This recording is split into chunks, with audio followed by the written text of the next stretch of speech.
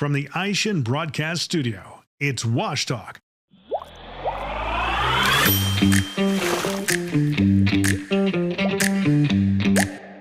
Today we're going to talk about systems and processes. Welcome to Wash Talk. I'm your host, Brian Ankney.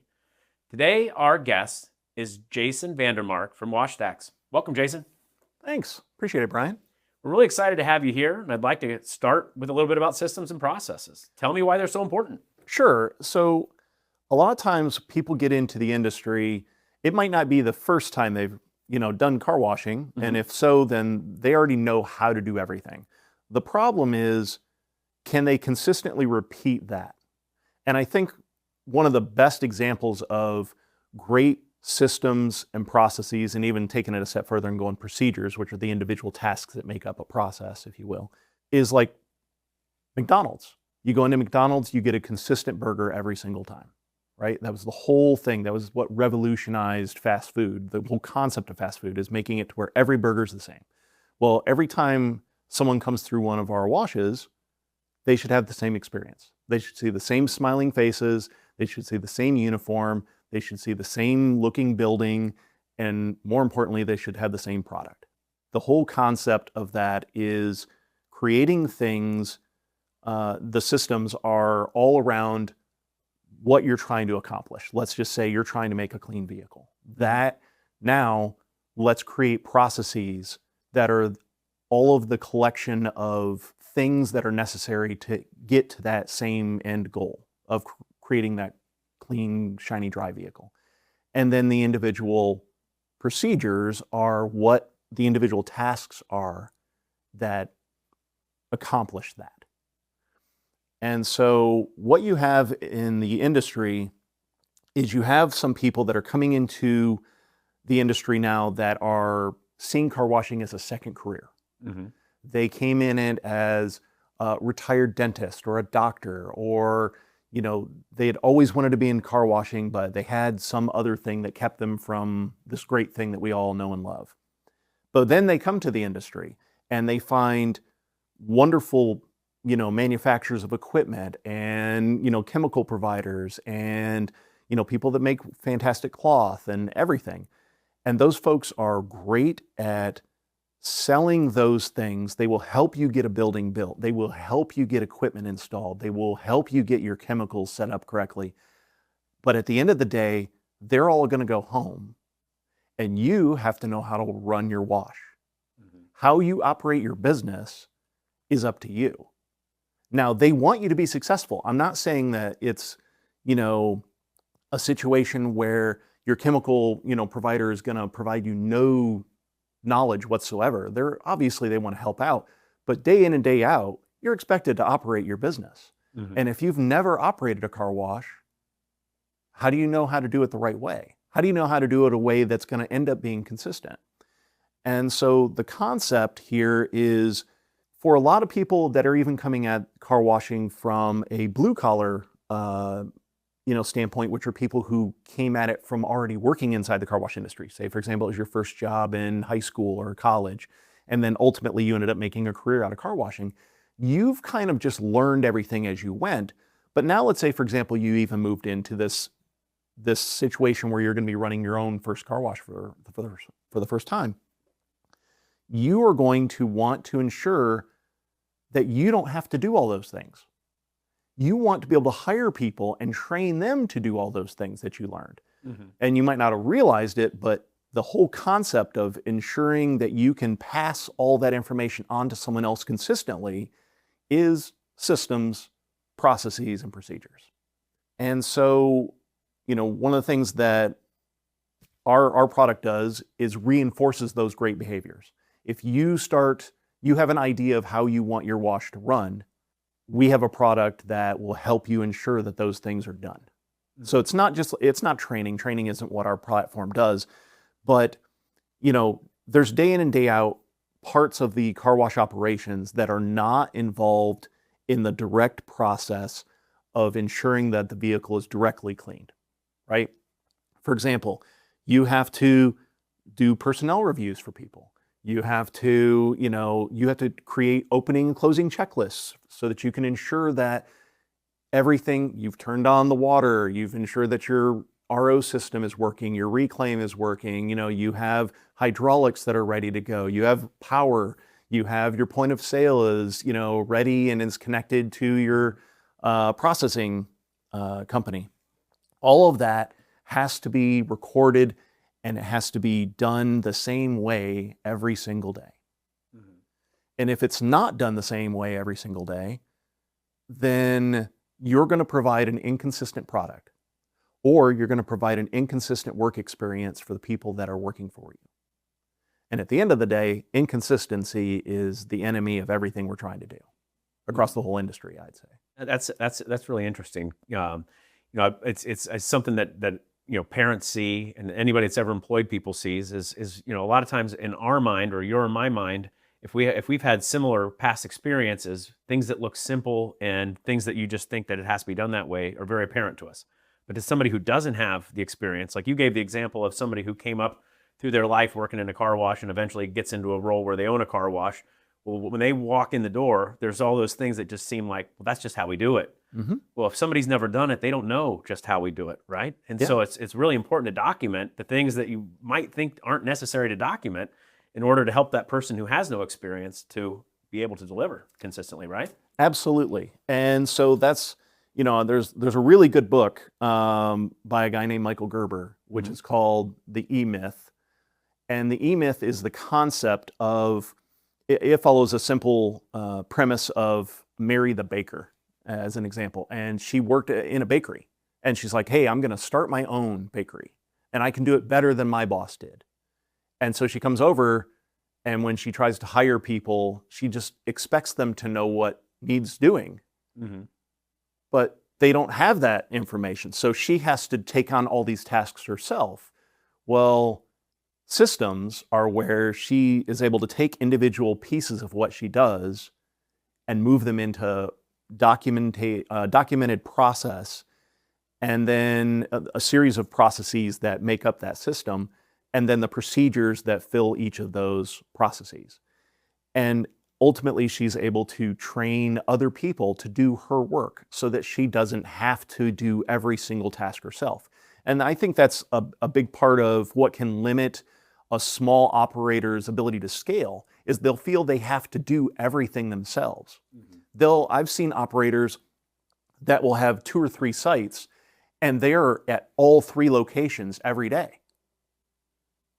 Well, the reason that they are there having to do that is, in many cases, because they've not trained their folks in a consistent fashion to ensure that the process is followed and that they're getting that consistent product. So they feel they have to go to every location, they have to oversee everything themselves, but ultimately they're limiting their ability to scale. They're reducing their work-life balance, because heaven forbid you have a 5th or 6th location. Now you're spread across 6 locations. Yeah. What you want to do is early on, you want to start documenting how everything works in your process, and you want to start putting these things together.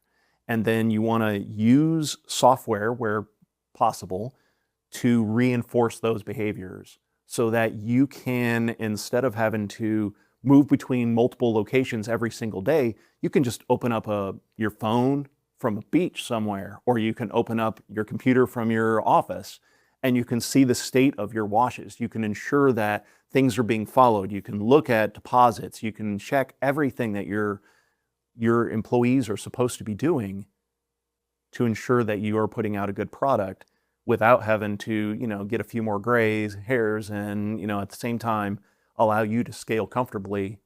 And all of your folks already know how to do everything because they're using the system, and the system reinforces the behaviors. We're talking about all these systems and processes. How does that really affect the customer's experience? Because at the end of the day, that's kind of the most important thing. You need them to keep coming back, right? Absolutely. So I think really it comes back to that consistency, right? Ensuring that your customer, your brand, and everything that you do for your business is predicated on the idea that your customers know what they're getting, okay? If your customers were to show up and they have inconsistent uniforms, they have inconsistent, the cleanliness of your tunnels were inconsistent, the wash quality was inconsistent, your tire shine was inconsistent. If all those things were inconsistent, they pulled out into the vacuum area and that area was inconsistently clean or organized, it sends mixed signals to us as human beings that this isn't what I expected. And if something isn't what we expect or doesn't exceed our expectations, we don't like it. We don't know why, but we don't. And so if enough of those experiences occur, we will mentally or subconsciously go, I don't enjoy this. And we'll go someplace else, trying to get a better experience. But before you move on, I got to tell you, this is a great story. There's a coworker that we have here. Her name's Tina. You met her. Tina found her favorite car wash, and I asked her what made it her favorite car wash, and she said, "I just love going through there. I really enjoy it. I like the colors and the smell, and it's so relaxing." And she's like, "I love to go before work because it puts me in a great mood." And I thought, oh my gosh, I don't even know what car wash she goes to, but like, how incredible is that most people think I've got to go to the car wash. Absolutely. Tina looks forward to going to the car wash. Like, so how good of a job are they doing? And you want to talk about processes and consistency. She knows that when she goes, it's going to be the way she wants to start her day. Exactly. But what if she showed up and the lights weren't there? They used to be. They were yesterday. They're just not working today. Oh yeah, or the smell. What if or the smell bad? Wasn't there? What if it smelled bad? If it smelled bad, you got reclaim. You got there's an RO or there's an issue with with one of those systems on the water side. Reclamation, you got sent moving back through because you don't have ozone cleaning that out. And guess what? That whole experience just fell apart for her. Yep.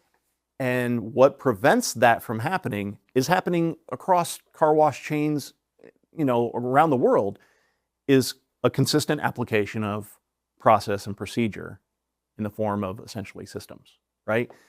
And so it's all about ensuring that we provide the same thing or better every single time we provide it. And so we have to surround ourselves with tools that can reinforce those behaviors. So if something works for you and it helps reinforce one of your systems, use it. If not, you might want to find something. Let's.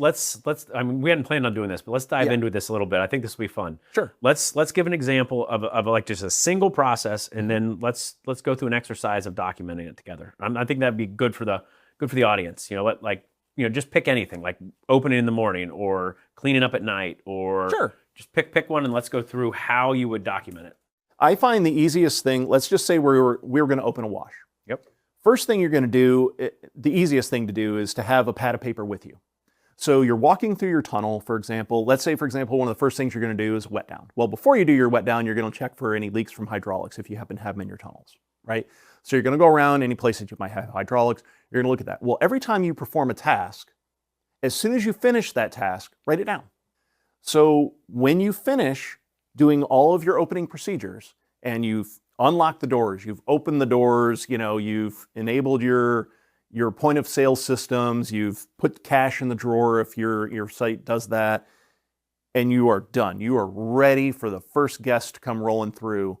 The list is complete. Now you have a process, but you don't have the individual procedures. The procedures are the individual tasks that it took for you to do each of those things. Because you might say something like, verify chemical levels. Well, to your mind, that's as simple as you just looking across, 12 drums.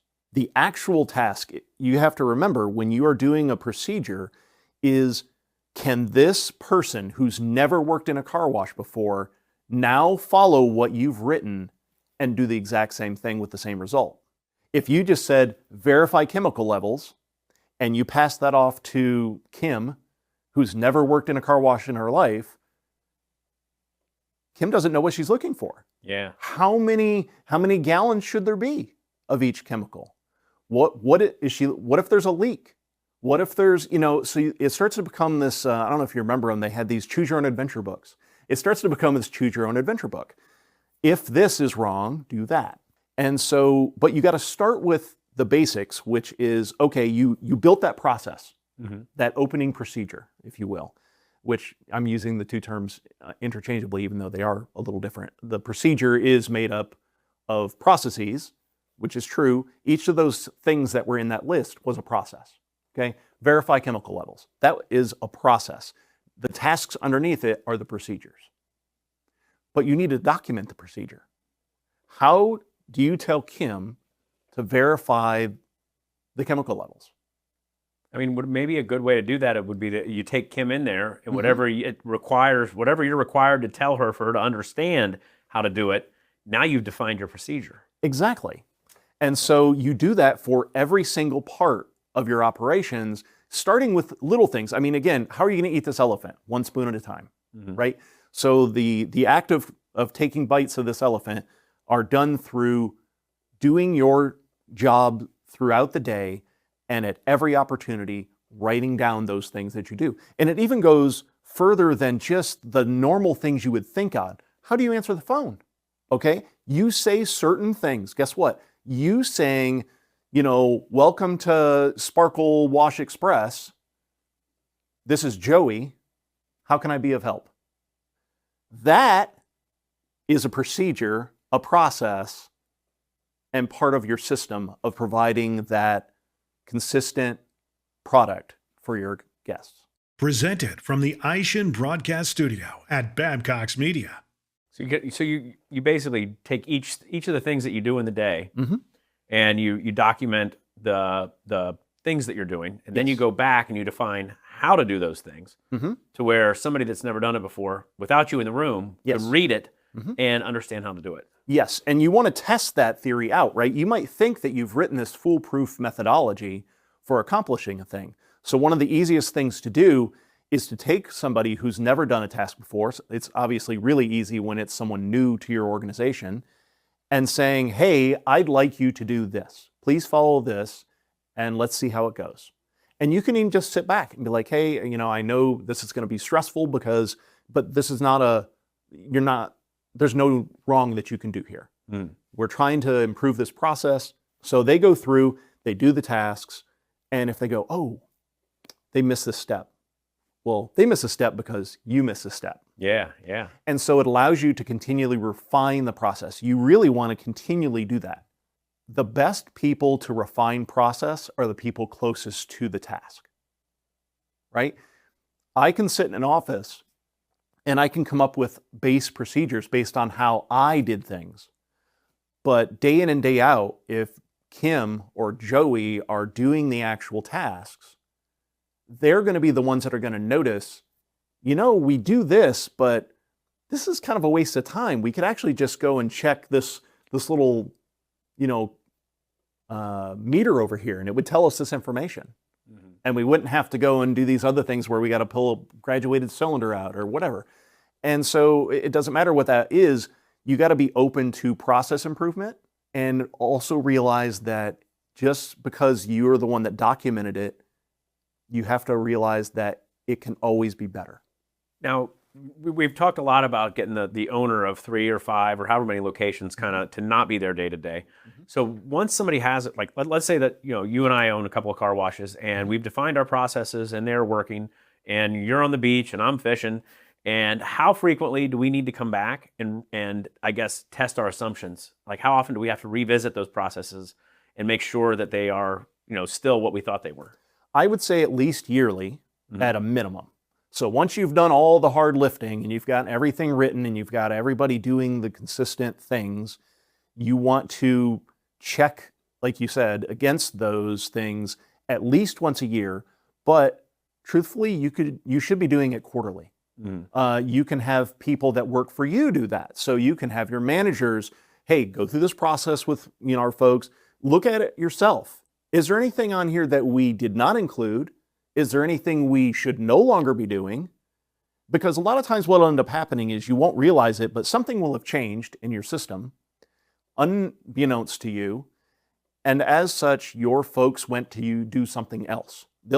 If given autonomy, they will find a way to make a thing work. Say, for example, we used a certain brand of ammonia-free window cleaner that we have on our vacuum stanchions for everybody to make use of for cleaning their windows and such. Well, during COVID, they ran out of it. They weren't producing it because they didn't have access to chemicals or they didn't have enough people in the factories, whatever. So when we show up, this green color that we are so used to seeing on the vacuum stations for the window cleaner was now blue, like Windex. That's not our product. That's not what we used.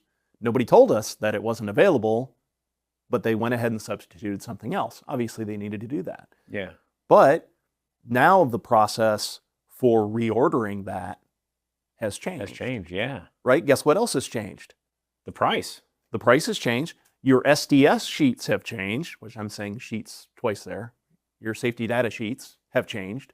And guess what? OSHA would love to know about you having an out-of-date SDS binder. So a lot of times they don't even realize that a simple change, hey, they didn't have product X available. We bought product Y. Okay?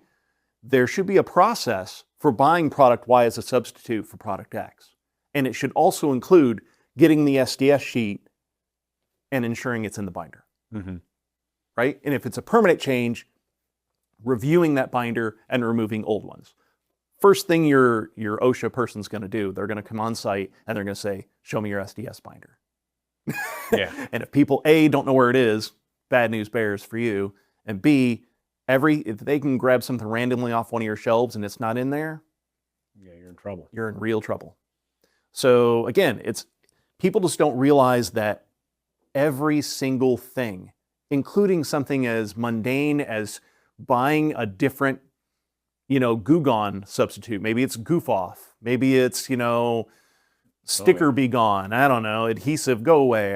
Whatever.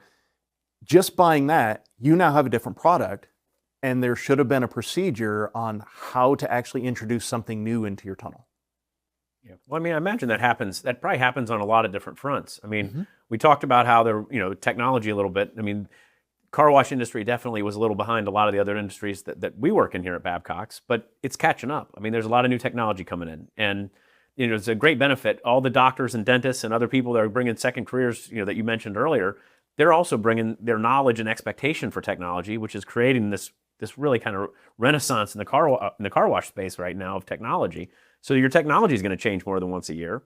You could have different credit card processing. You could have different point of sale stuff. You have different equipment that breaks and gets replaced. I mean, there's probably a lot of things that can change that process. Absolutely. And you also have more information available to you than ever before. You have sensors that didn't used to be available or that were, so expensive that it just made them, unfeasible or infeasible for use inside your tunnels. And so you take all of these new technologies. Keep an open mind when it comes to looking at your systems and processes and at what you're currently using from a software standpoint, hardware, equipment standpoint. Keep an open mind of all those things because any one of them could improve the end result and make a more consistent product for your guests. There's always going to be accidents or things break or different things, but I mean, I had a recent experience, and I belong to a car wash club. I'm a member, and boy, for the first time in a long time, like my car didn't get clean, and I was almost like it hurt my feelings. Like and it was something simple. It just didn't rinse right. But when I'm coming through the dryers and my windshield's still covered with pink foam, and I was just like, oh my gosh, I was really let down. How do you develop processes for like the unexpected? Something like that. All of a sudden something's wrong. Mm-hmm. What does that look like? Like how do you prepare for the unexpected? Well, what ends up happening is, and all good processes should work this way. Yeah. Every time you encounter new data, something new has happened that didn't happen before. How you handle it becomes the process. So you go, hey, this guest came in, they were unhappy, we didn't dry off their vehicle well, we had a clogged tip, or we had a foamer that wasn't working, we had an application arch that wasn't performing as it's supposed to. Mm-hmm. Guess what? If that doesn't exist as a process, it's time to go through the individual steps, just like we did with that, opening procedure or closing procedure. Walk through, do what we did, document everything you do to fix the problem. Now you can put that in a binder of knowledge and things, which is what one of our district managers has, a binder of of those. And essentially you have all of those processes and procedures documented and in place. And then you distribute that to the rest of your folks. Or you have some sort of leadership meeting or an all hands and you say, hey, this is now documented. You can find it in WashStacks or you can find it in the binder of knowledge and things. And they now know when such a thing occurs, they can go and look and find it there. And you're going to have more things. What happens if you have a tornado warning? Oh, what are your people doing there? You should have a process for that. What if you have a water main break? What if, let's just talk something simple. Power goes out. It's going to be down for a while. What are the processes that your people should be following to ensure that you take care of the guests that are showing up? Because they're going to keep showing up even though you don't have power. How are they going to be greeted by your folks? Well, are you going to be handing out free wash vouchers? Are you going to direct them to another location? Are you, how is that communication going to be handled? Guess what? You go out there yourself, you do it, you go, was that the best way I could do it? Yes, no, I would do this instead. You make changes. Now you have a process. Now you train your people on the process.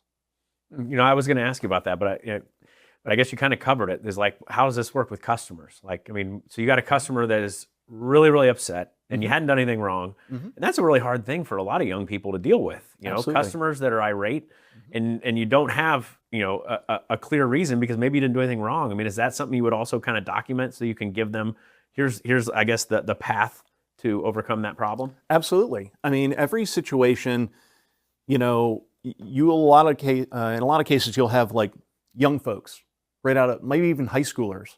They have not dealt with this in any way, shape, or form. They don't know proper de-escalation techniques. They don't know any of these things. So, we have a process where our folks escalate. They all wear little walkie-talkies. They'll be like, sir, ma'am, I am so sorry that this has happened. Sorry for the situation. Let me get my manager and they can come and, help you out with this. Boom. Guess what? That person no longer has to they can disengage from that situation that they may not have been comfortable in how to deal with. Yeah. And now the manager or general manager or team lead, they have been versed in this. They do know the processes and the procedures to do this, and they can come over, de-escalate the situation, and have a guest that leaves a lot happier than they were 5 minutes ago. Great. Well, Jason, this has been a great conversation. I really appreciate you coming in today. Hey, I really appreciated the opportunity to talk something that's near and dear to my heart. I love processes, procedures. It's great, and I hope more people do it. Great. Well, thank you. Thank you. Thank you for taking the time to join us for this Wash Talk. I'm your host, Brian Ankney. Today, our guest has been Jason VanDerMark from WashStacks. We hope to see you again on a future episode.